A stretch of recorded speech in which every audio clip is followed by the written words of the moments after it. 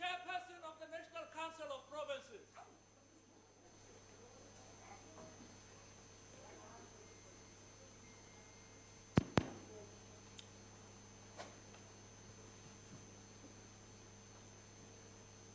There will now be a moment for silence.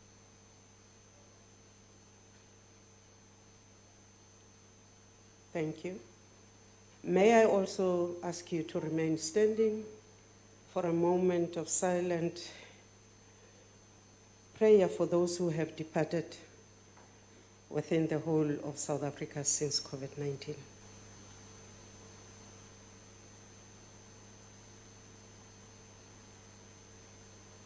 Thank you. Please take your seats.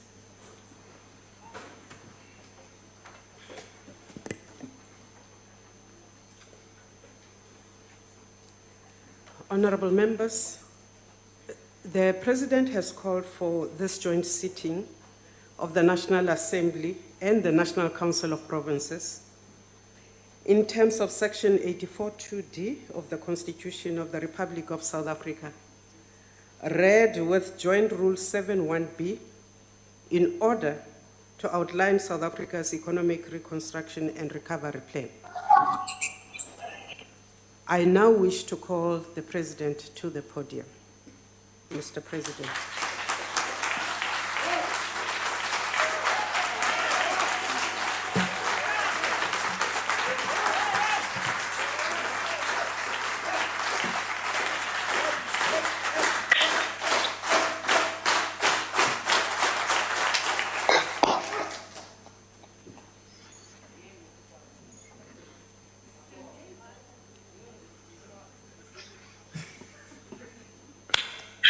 Speaker of the National Assembly, Ms. Thandi Modise, the Chairperson of the National Council of Provinces, Mr. Amos Masondo, Deputy President David Dabede Mabuza, Ministers, Deputy Ministers, Honorable Members of the National Assembly, and the NCOP, members who are here in the House, and those who are participating online, and fellow South Africans. I've requested this sitting of the Joint Houses of Parliament to present the plan for the reconstruction and recovery of our economy and our country.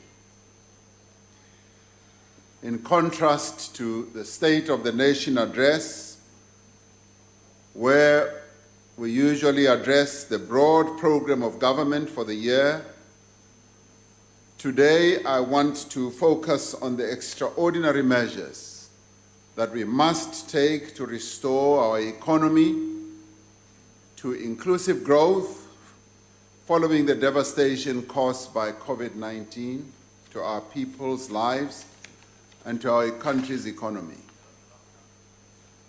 This is a plan through which all of us as South Africans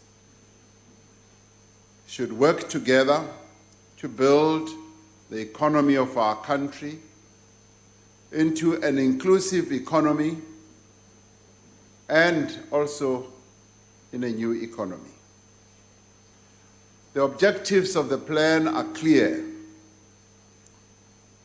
Firstly, it is to create jobs primarily through aggressive infrastructure investment and mass employment programs. Secondly, to re-industrialize our economy, focusing on small businesses, growing them, and strengthening medium and large businesses. Thirdly, it is to accelerate economic reforms. Thank you, Hilda.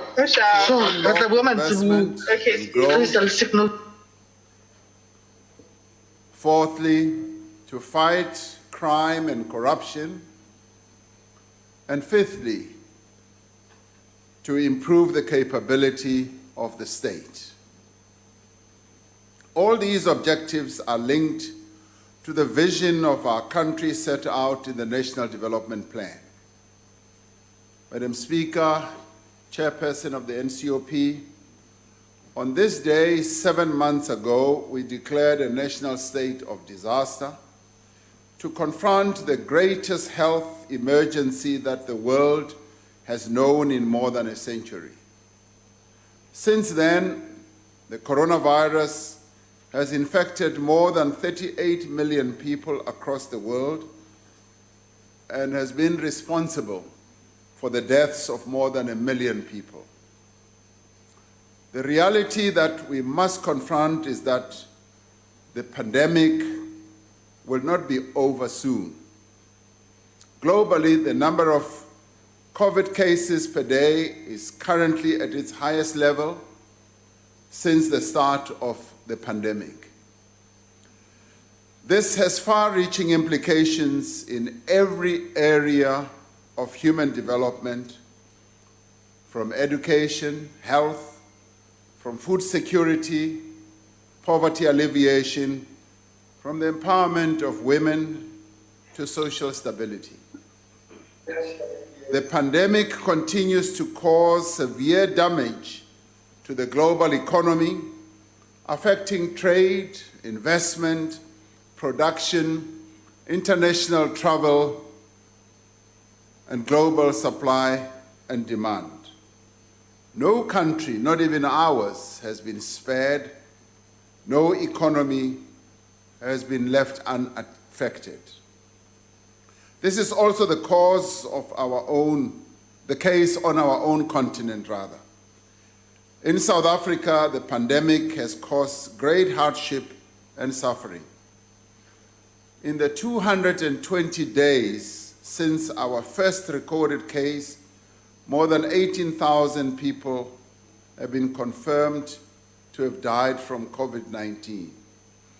The loss of these lives is not only devastating to the families who have lost their loved ones, but also to our nation. South Africa has over 700,000 confirmed cases.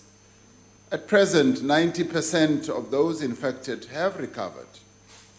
As a result of the measures that we took to delay the transmission and to prepare our health facilities, we were able to withstand the massive surge of infections in the middle of July. At that time, new cases were being detected at an average of 500 an hour.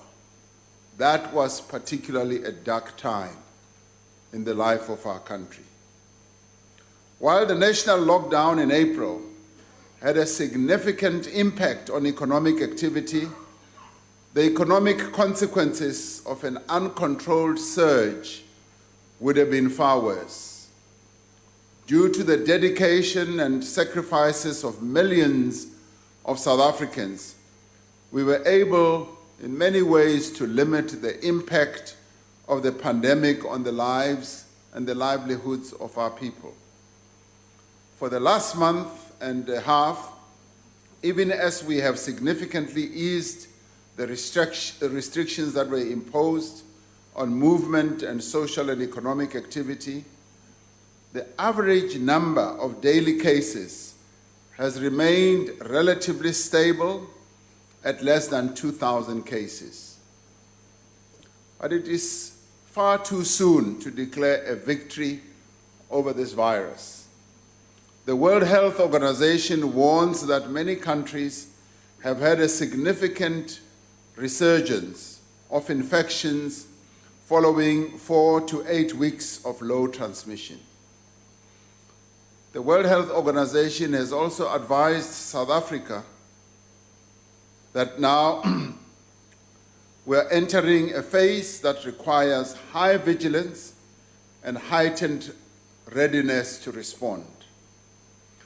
Rather than easing our prevention efforts, including social distancing and observing health protocols, we must intensify all these measures further to reduce new cases to less than 1,000 a day.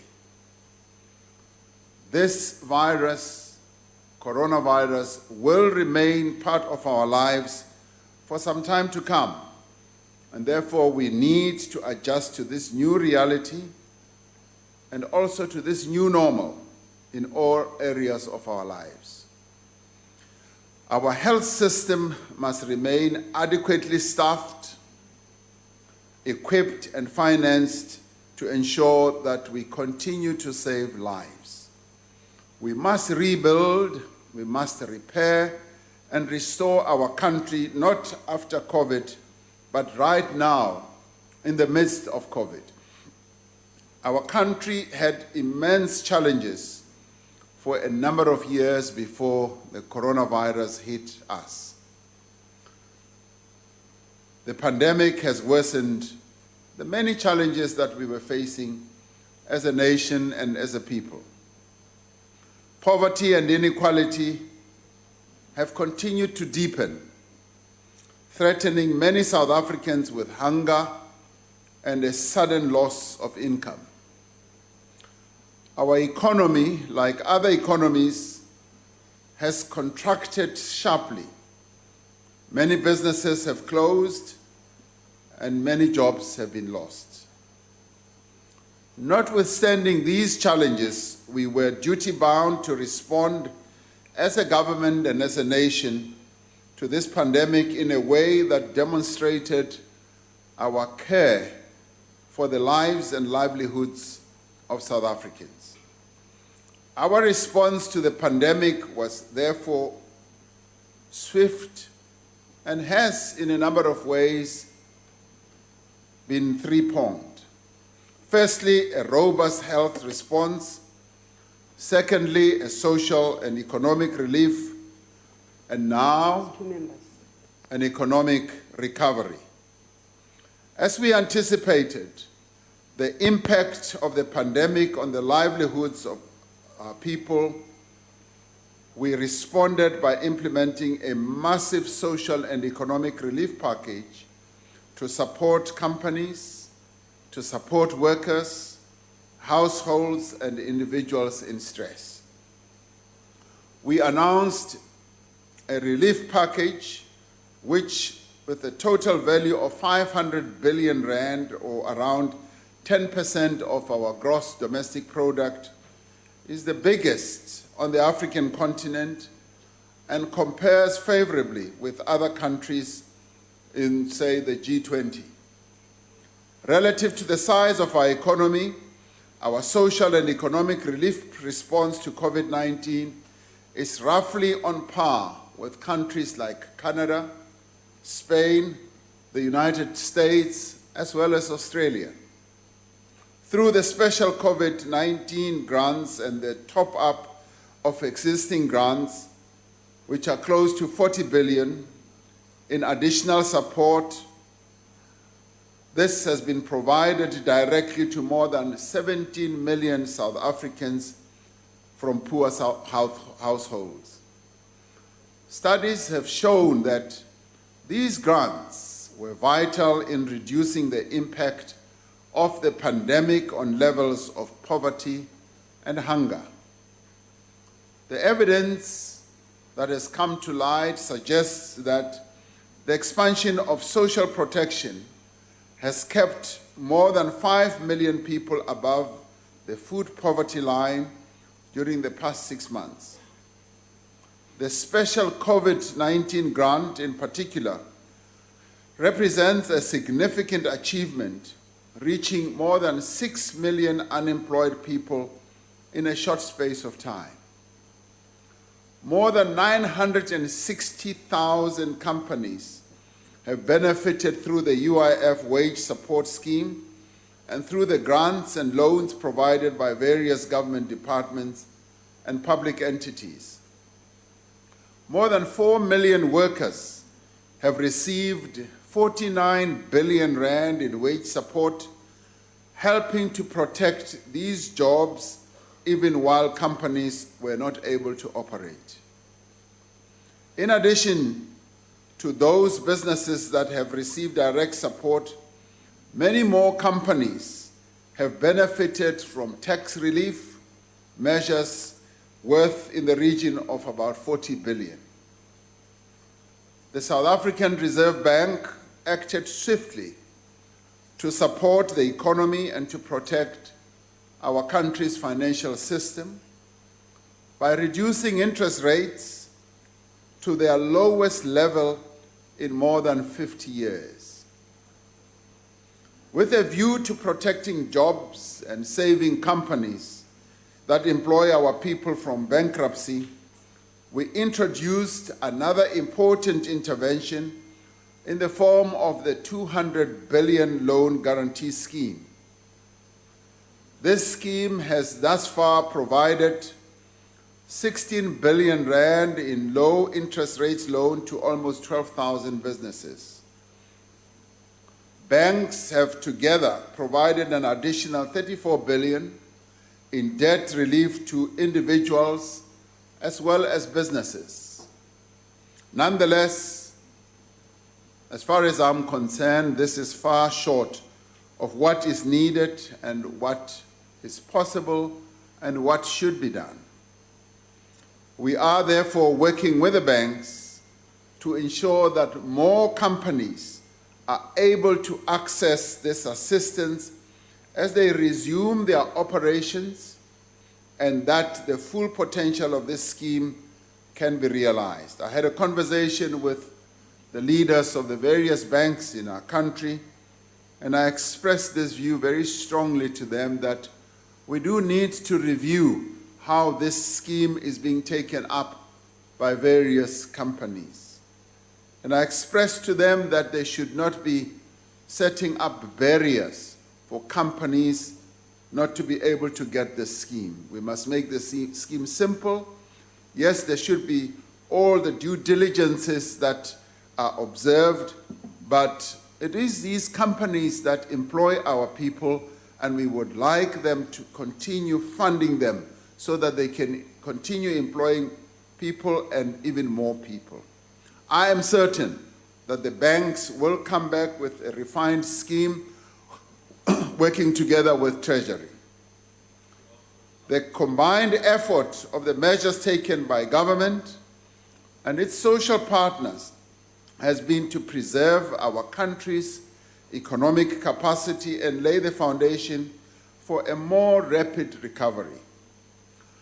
Now, despite these vital interventions, however, the damage caused by the pandemic to an already weak economy, to employment, to livelihoods, to public finances, and to state-owned enterprises has been colossal. More than 2 million people lost their jobs in the second quarter of this year. Our economy contracted by 16.4% when compared to the previous quarter. National Treasury expects a significant shortfall in revenue collection. This economic shock is unprecedented in our country, and it will take an extraordinary effort to recover from it. As even the darkest of clouds has a silver lining, we need to see this moment as a rupture with the past and also an opportunity to drive fundamental and lasting change. It is an opportunity not only to recover the ground that we have lost over the course of the pandemic, but to place the economy on a path of growth. We are therefore presenting before this joint sitting of Parliament and the country a reconstruction and recovery plan to drive growth that is inclusive, but growth that is also transformative. The South African Economic Reconstruction and Recovery Plan builds on the common ground established by the social partners, being government, labor, business, and community organizations. And this has been done through intensive and detailed consultations over the last few months. It is informed by the work of Cabinet's economic cluster, working with government departments and Cabinet itself, and draws on the contributions of the leading economists who make up the Presidential Economic Advisory Group. From government side, leading the economic cluster, I'd like to thank Minister Kensani Kubai Ngubane and Minister Gwede Mantashe, who have steered our work in reaching to this point.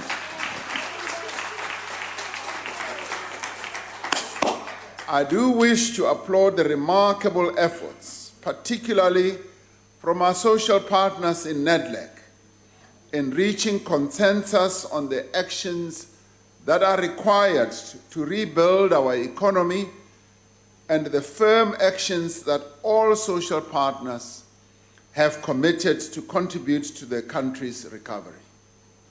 We know from the examples of several other countries that social compacts are essential to effective and sustainable growth and development. As we implement this plan, government remains committed to the agreements that were reached through the NEDLEC process. Honorable members, the work that we have embarked upon to rebuild our economy after the devastation of coronavirus is in the end guided by the Vision 2030 of the National Development Plan and the program that was outlined at the beginning of the 6th Democratic Administration, where we set out key priorities to drive change and transformation in our country. The depth of the crisis caused by the pandemic has indeed sharpened our focus and our determination to address the challenges that face us. The creation of jobs is at the center of the Reconstruction and Recovery Plan. We must get our people back to work, back into their jobs, the jobs that were lost during the pandemic. We are determined to create more employment opportunities for those who were unemployed before the pandemic or who had given up looking for work. This means unleashing the potential of our economy by, amongst others, implementing necessary reforms, removing regulatory barriers that increase costs and create inefficiencies in the economy, securing our energy supply, and freeing up digital infrastructure. This plan directly responds to the immediate economic impact of COVID-19 by driving job creation and expanding support for vulnerable households. We aim to do this primarily through a major infrastructure program and a large-scale employment stimulus, coupled with an intensive localization drive and industrial expansion. The interventions outlined in this plan will, 1, achieve efficient, secure, and reliable energy supply within 2 years. They will also create and support over 800,000 work opportunities in the immediate term to respond to job losses. They will also unlock more than 1 trillion rand in infrastructure investment over the next 4 years. They will also reduce data costs for every South African and expand broadband access to low-income households.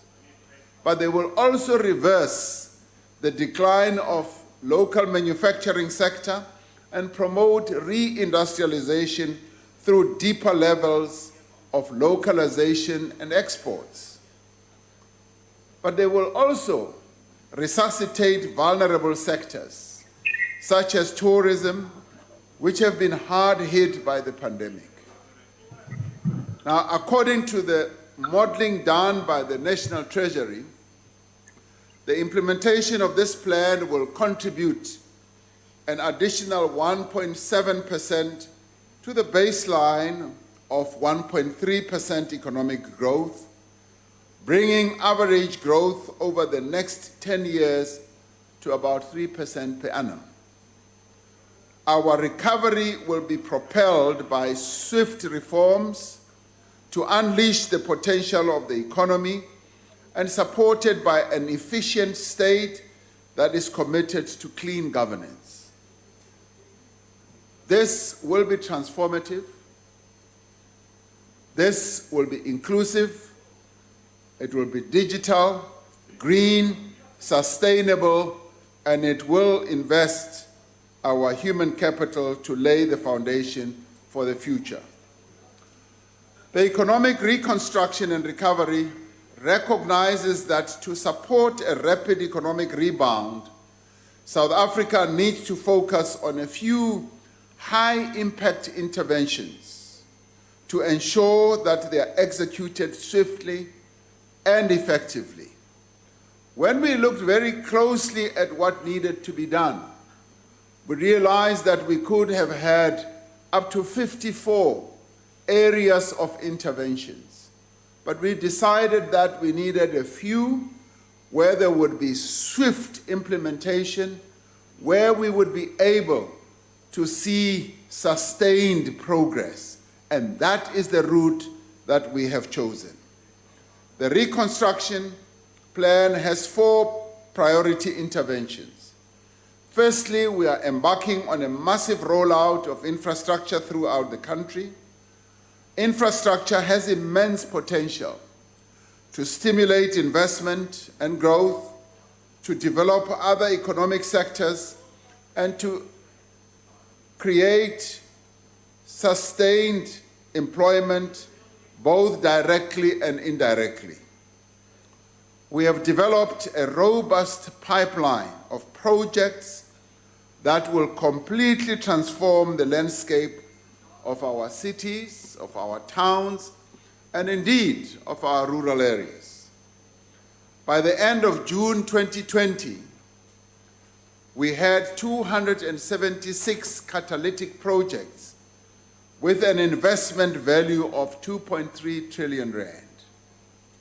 Moreover, a list of 50 strategic integrated projects and 12 special projects was gazetted in July 2020. These catalytic projects have been prioritized for immediate implementation with all regulatory processes fast-tracked, enabling over 340 billion rand in investment. These projects are at various stages of the project life cycle. Those that are already in construction will see the future phases brought earlier for implementation, including some human settlements projects which have already received bulk financing to unlock them. We are exploring the use of credit-enhancing instruments to unlock bulk water infrastructure and national roads improvement projects.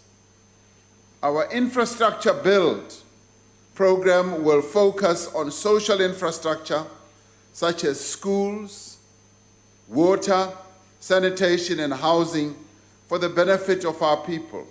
We will focus on critical network infrastructure such as our ports, our roads and rail that are key to our economy's competitiveness. We have taken steps to remove the constraints that have over time hampered infrastructure delivery over a number of years. To ensure that there is active implementation of our infrastructure build program, we have established what we call Infrastructure South Africa and the Infrastructure Fund, with the capacity to prepare and package programs. And this is precisely what they are already doing. This approach is already encouraging the private sector investors to help us build capability for infrastructure delivery within the state and to develop blended financing models. The Infrastructure Fund will provide 100 billion rand in catalytic finance over the next decade, leveraging as much as 1 trillion rand in new investment for strategic infrastructure projects. Several projects have already started and they are already in construction.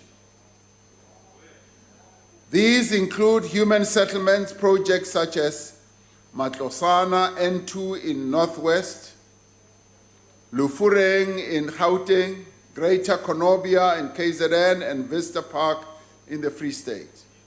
Together, these represent an investment value of 44.5 billion rand. In total, we have gazetted 18 housing projects to the value of 130 billion, which together will produce more than 190,000 housing units. Transport projects currently under construction include the N1 Polokwane and the N1 Musina, with a total value of 1.3 billion. Within the next 6 months, we will embark on the modernization and refurbishment of the commuter rail network, include the Mabopane line in Tshwane and the Central line in Cape Town. We'll expand the National Rural and Municipal Road Rehabilitation and Maintenance Program using local, labor-intensive methods.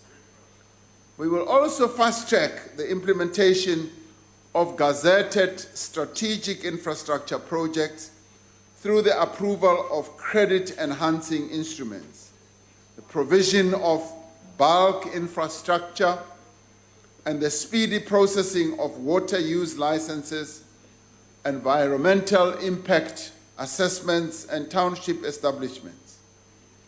And we will also adapt the infrastructure procurement framework to enable public-private partnerships and unlock new funding.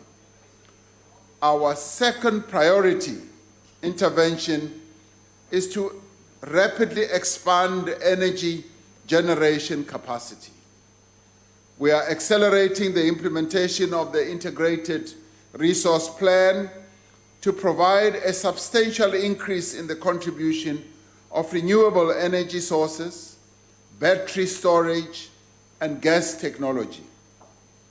This should bring around 11,800 megawatts of new generation capacity into the system by 2022. More than half of this energy will be generated from renewable sources. In the immediate term, agreements will be finalized with independent power producers to connect over 2,000 megawatts of additional capacity from existing projects by June 2021. The risk mitigation power procurement program will unlock a further 2,000 megawatts of emergency supply within 12 months. The process to implement bid window 5 of the renewable energy program has already begun. We are taking further steps to enable power generation for own use. The current regulatory framework will be adopted to facilitate new generation projects while protecting the integrity of the national grid. Application for own use generation projects are being urgently fast-tracked. The work of restructuring Eskom into the 3 separate entities for generation, transmission, and distribution is continuing, and this will enhance competition and ensure the sustainability of independent power producers going forward. To achieve this, a long-term solution to Eskom's debt burden will be finalized, building on the social compact on energy security recently agreed to by social partners. Through these measures, we aim to achieve sufficient, secure, and reliable energy supply within 2 years. Our third key intervention is an employment stimulus to create jobs and to support the livelihoods of our people. Large-scale job interventions driven by the state and social partners have proven effective in many countries that have faced devastation from wars and other crises. We have committed 100 billion rand over the next 3 years to create jobs through public and social employment as the labor market recovers. This starts now with over 800,000 employment opportunities created in the months ahead. The employment stimulus is focused on those interventions that can be rolled out most quickly and have the greatest impact on economic recovery. At the heart of the employment stimulus is a new, innovative approach to public employment which harnesses the energies as well as the capabilities of the wider society. It uses the considerable creativity as well as the initiative and institutional resources that exist in our society to respond to local community priorities. These activities will be locally driven, allowing participants to earn an income while contributing to the prospects of their community. Traditional forms of public employment are being scaled up and new forms of public employment created to meet the immediate need right now. We are going to expand our natural resource management programs such as Working on Fire and Working for Water. We are going to create 300,000 opportunities for young people to be engaged as education and school assistants at schools throughout the country, to help teachers with basic routine work so that more time is spent on teaching and enabling learners to catch up from the time lost because of COVID. This is a great opportunity for young people. And having met a number of young people, this is something that they are looking forward to. More than 60,000 jobs will be created for labor-intensive maintenance and construction of municipal infrastructure, as well as rural roads. To support our healthcare system, an additional 6,000 community health workers and nursing assistants will be deployed as we proceed with the implementation of the National Health Insurance. Public employment will be expanded at the provincial and city level, contributing to cleaner, greener, and safer public spaces and improved maintenance of our country's facilities. In all of these programs, we will ensure that recruitment is fair, recruitment is open and transparent, and that opportunities are advertised widely.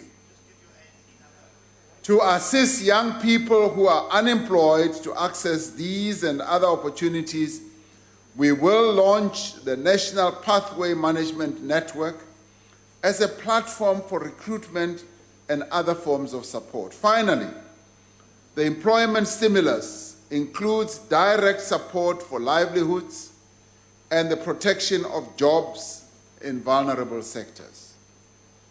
Support is being provided to more than 100,000 early childhood development practitioners and to 75,000 small-scale farmers whose production was disrupted by the pandemic.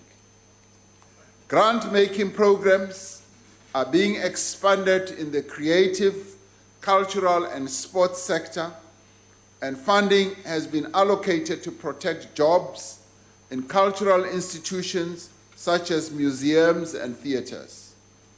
More than 40,000 vulnerable teaching posts are being secured in schools which have lost income from fees. The implementation of the employment stimulus has already commenced. Each of these work opportunities is fully funded and ready for implementation. The speed and urgency with which we are expanding employment programs demonstrates our commitment to support those who are without work at this point in time. As these and other recovery measures are being rolled out, we need to do everything in our means to provide support to those in society who continue to face hunger and also continue to face great distress. We will therefore be extending the special COVID-19 grant by a further 3 months so that we assist our people who are in distress.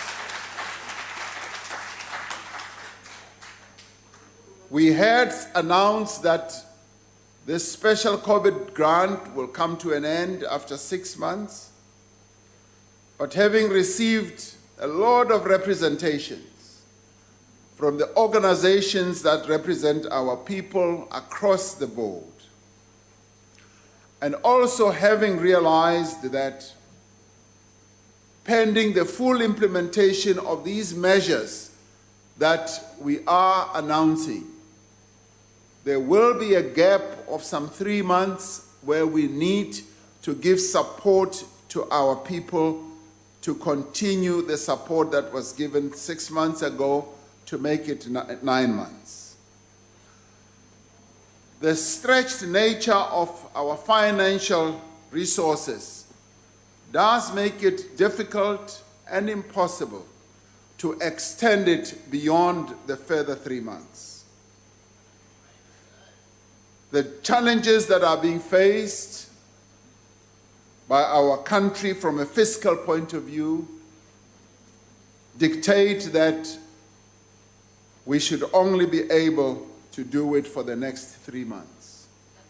We know that there are discussions that are going on in our country about the basic income grant, and we say those discussions should continue, but we do need to rebuild our economy. We do need to reposition our economy so that it can be stronger. And in the near future, we should be able to engage in discussions about measures such as basic income grant. What we are doing now will maintain a temporary expansion of social protection and allow the labor market sufficient time to recover. Our fourth key intervention is a drive for industrial growth. This is the context of a steady decline of a manufacturing base over many years.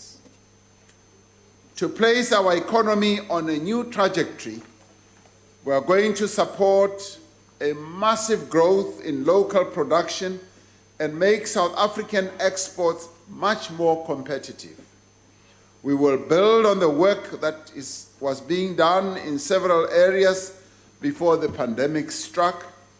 Through the first 2 South African investment conferences, we managed to secure pledges of around 664 billion rand in new investment.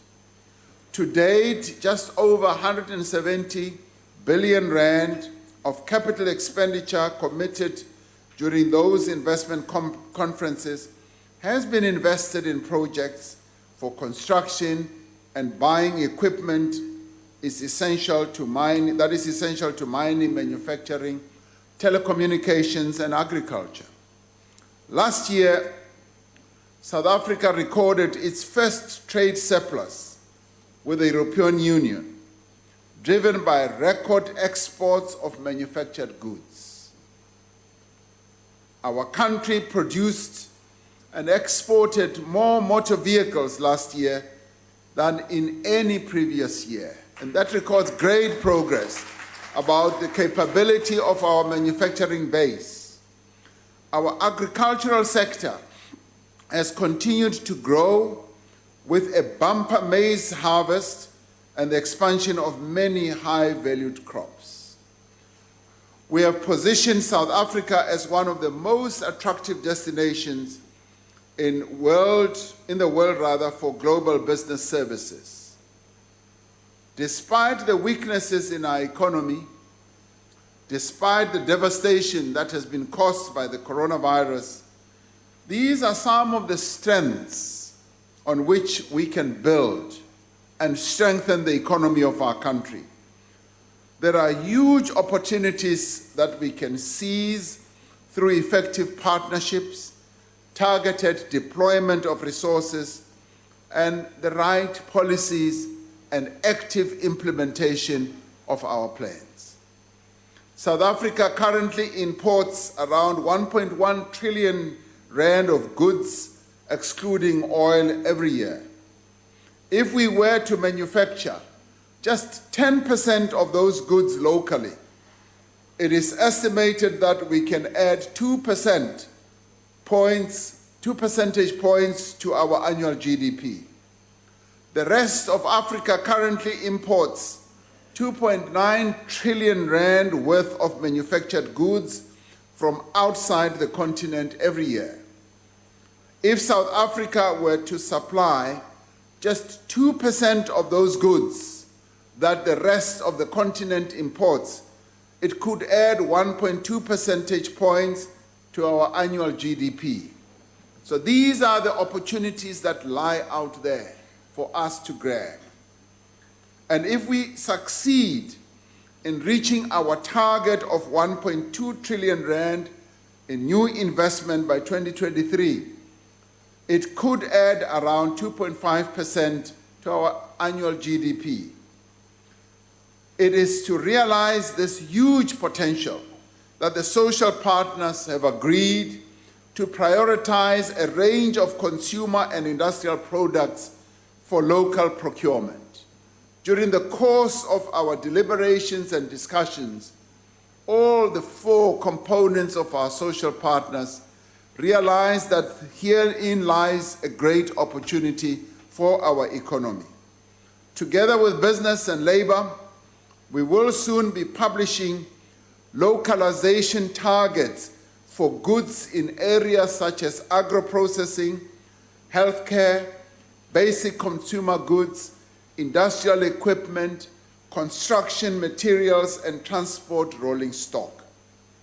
We will enforce government policies to ensure that all public infrastructure projects use locally made materials, including steel products, cement, bricks, and other components. We will support the efforts by organized business. We are planning to establish supplier development programs for large companies and in key sectors. And we welcome the commitment of our unions to ensure their investment companies increasingly invest in companies that buy from local manufacturers. The NADLEC agreement commits all companies and government entities to publicly disclose in their annual reports the value of procurement from local producers and on the steps taken to improve localization. Now, the social partners at NADLEC have also agreed to support a massive Buy Local campaign for this festive season, with a particular call to support women-owned enterprises, small businesses, and township enterprises as well. And we call on every South African to contribute to our recovery effort by choosing to buy locally made goods and to support local businesses.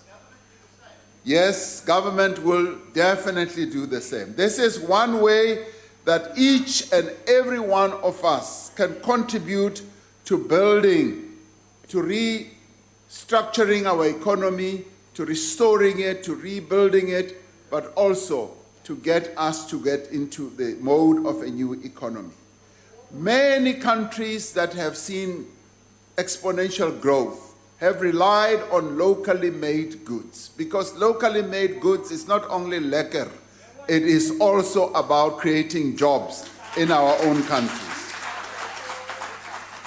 A vital part of growing our industrialization efforts are the sectoral master plans, which bring all partners together to agree on specific measures to improve productivity, investment, and competitiveness.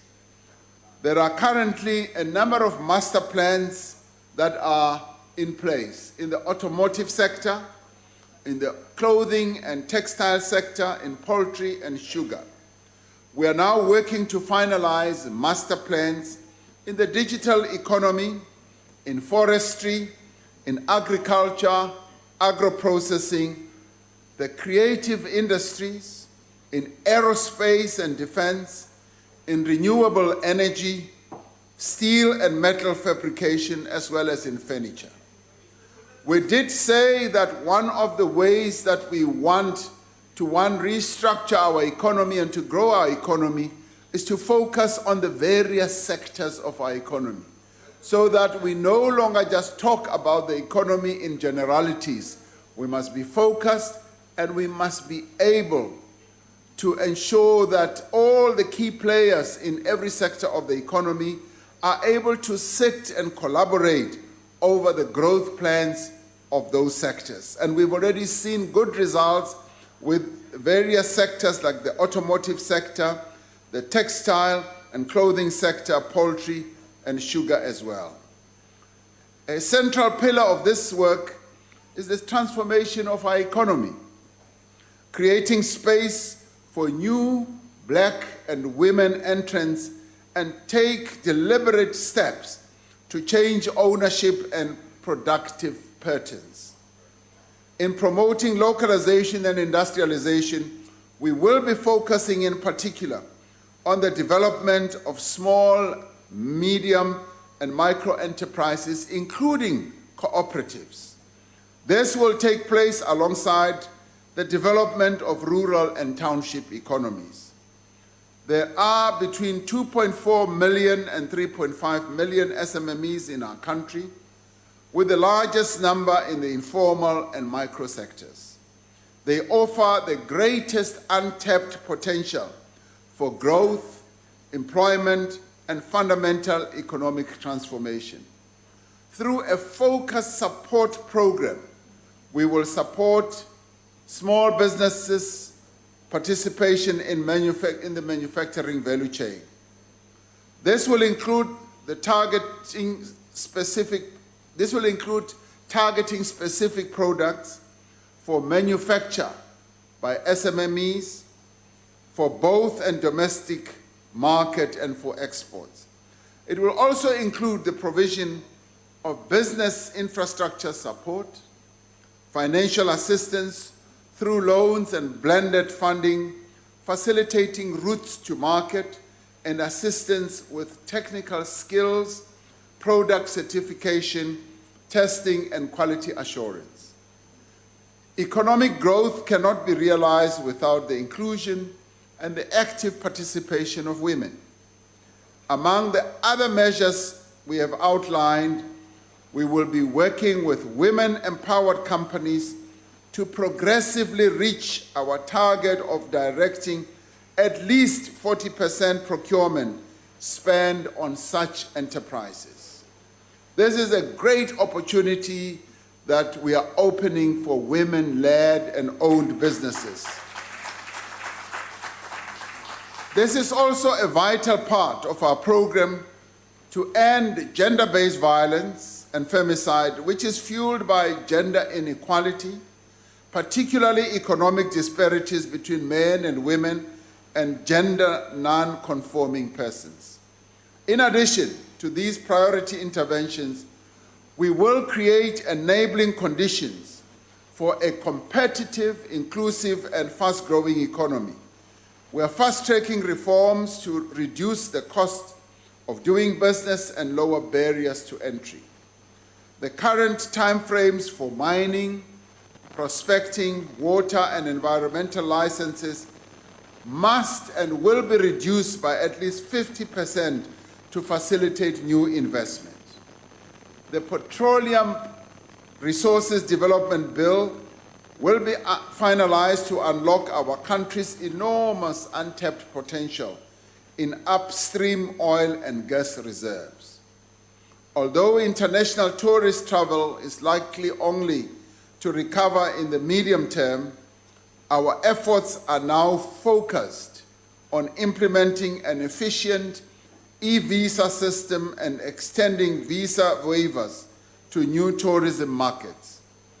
To support tourism over this peak season that is coming, we will shortly be publishing an expanded list of countries from where resumption of international travel will be permitted, which will be supported by targeted marketing in partnership with the private sector.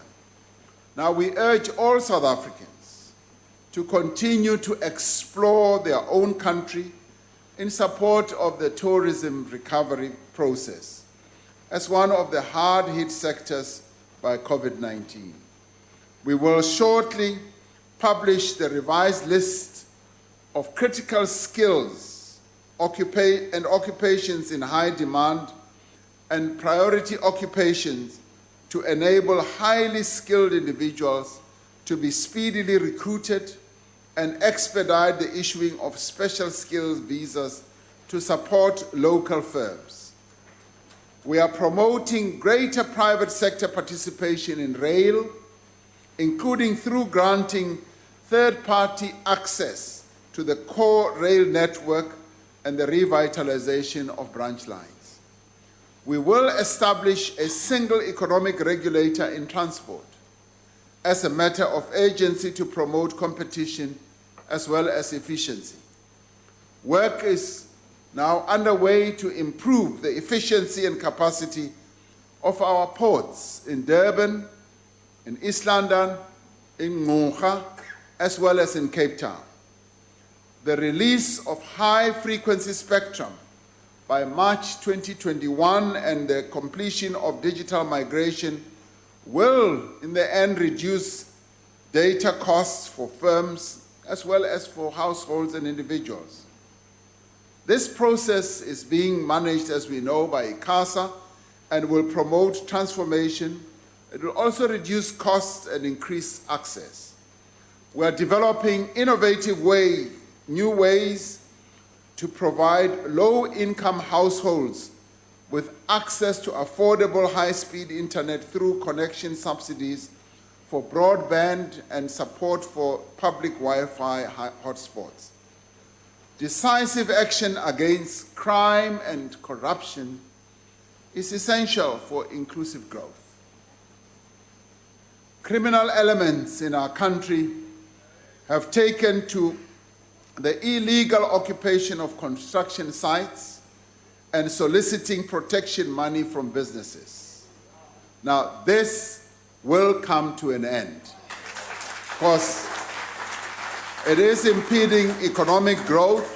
Now, to combat these practices, a joint rapid response team at the national and provincial level will respond to the problem of violent disruptions and construction sites and other business activities.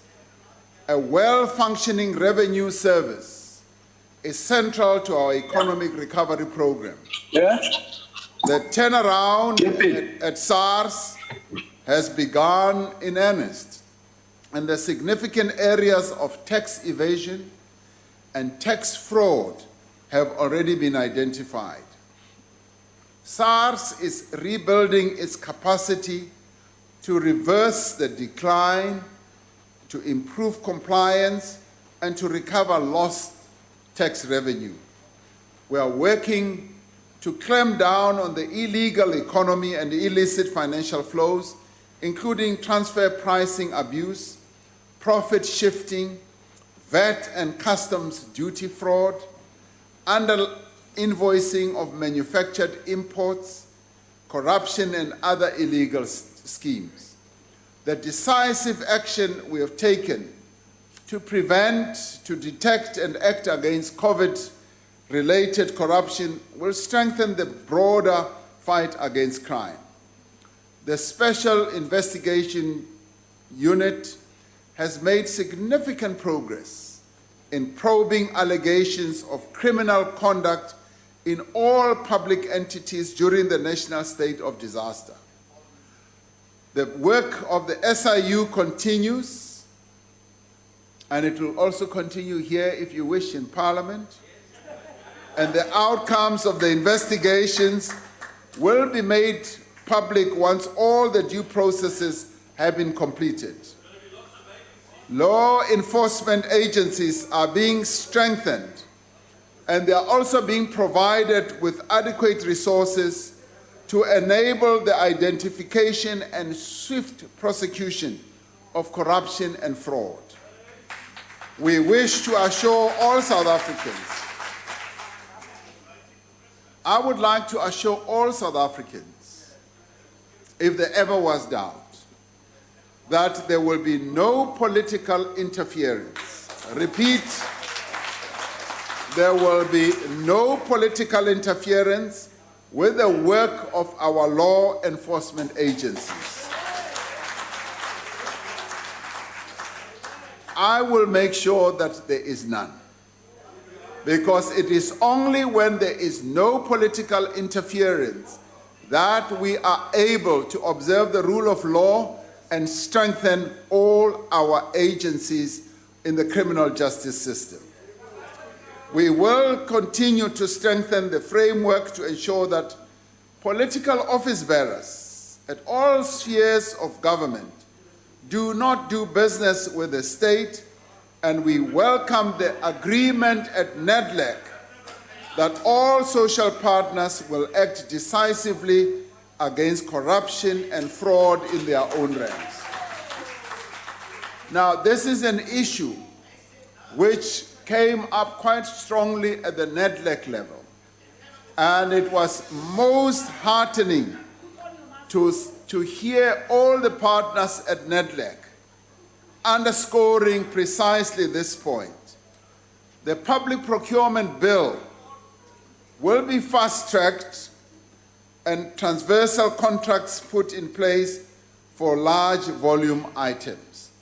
We will soon finalize and begin the implementation of the National Anti-Corruption Strategy, which will improve transparency, which will also improve monitoring and accountability in government across society. Through these actions, we will ensure that every rand of public expenditure is spent productively to benefit our people and to support our recovery effort. Have faith that we have now turned the corner and that things are going to be done differently. All of these actions will be taken within a supportive macroeconomic framework which balances the need to restore fiscal sustainability with economic growth. A critical pillar of this plan is the fiscal framework that will be outlined by the Minister of Finance when he delivers the medium-term budget policy statement in 2 weeks or so. Among other things, this framework will provide a path of fiscal consolidation. It will also speak to our efforts for debt reduction and reprioritization that is supportive of growth and recovery. We cannot sustain the current levels of debt, particularly as increasing borrowing costs are diverting resources that should be utilized for economic and social development. That is why we are urgently implementing the economic reforms that we have agreed with our social partners at NEDLAC to unlock investment, stimulate economic activity, and generate revenue for the fiscus.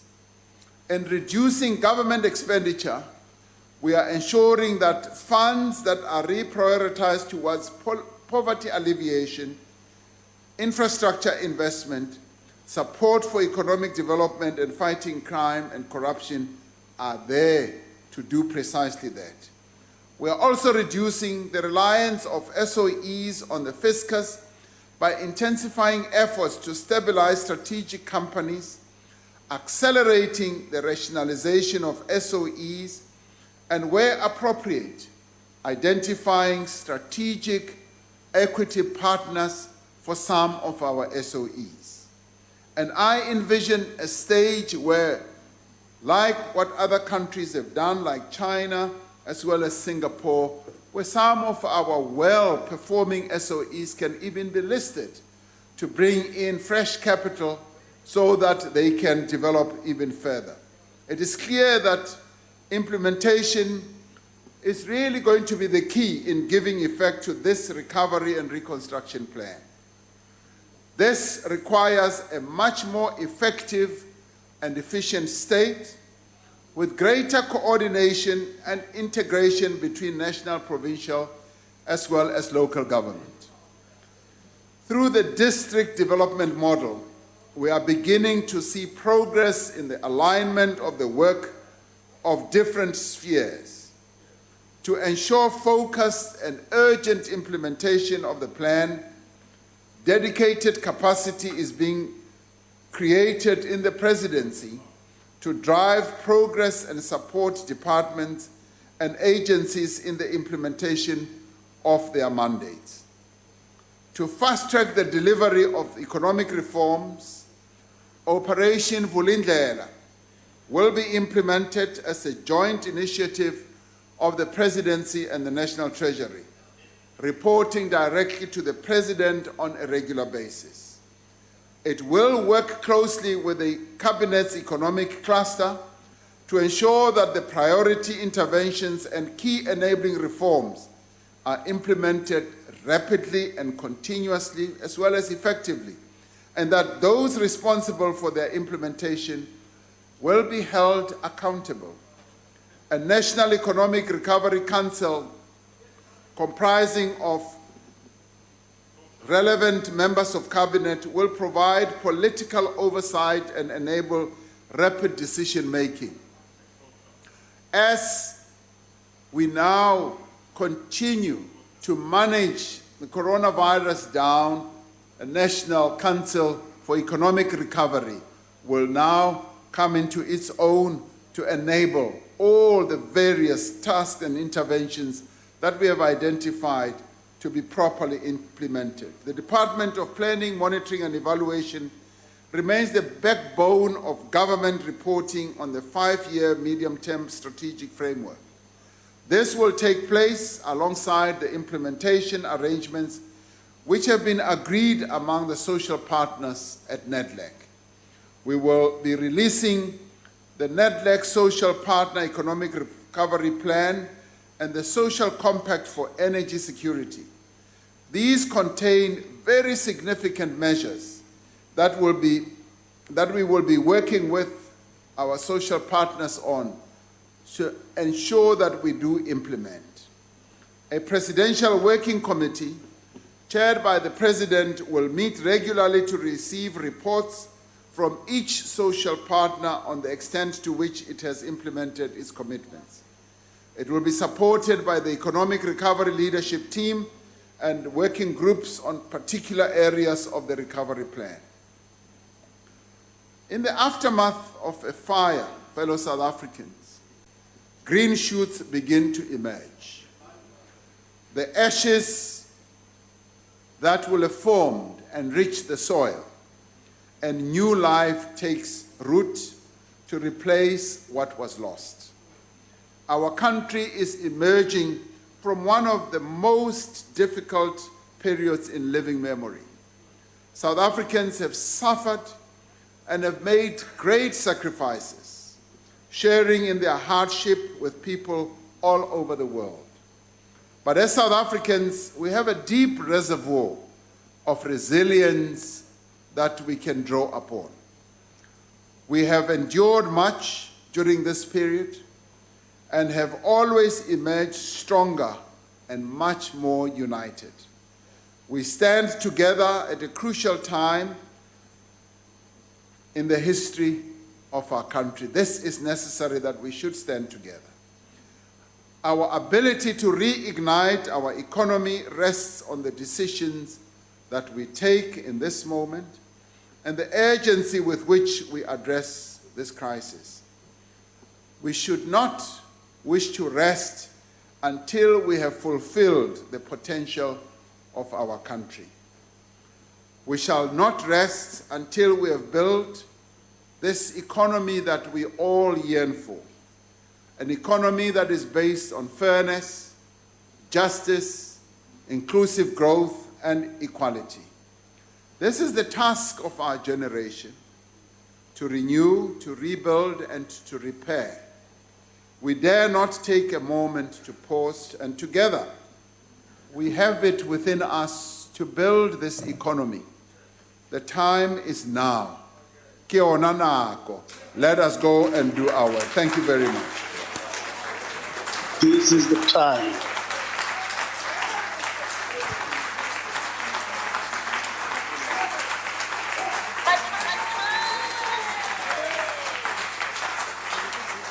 That, honorable members,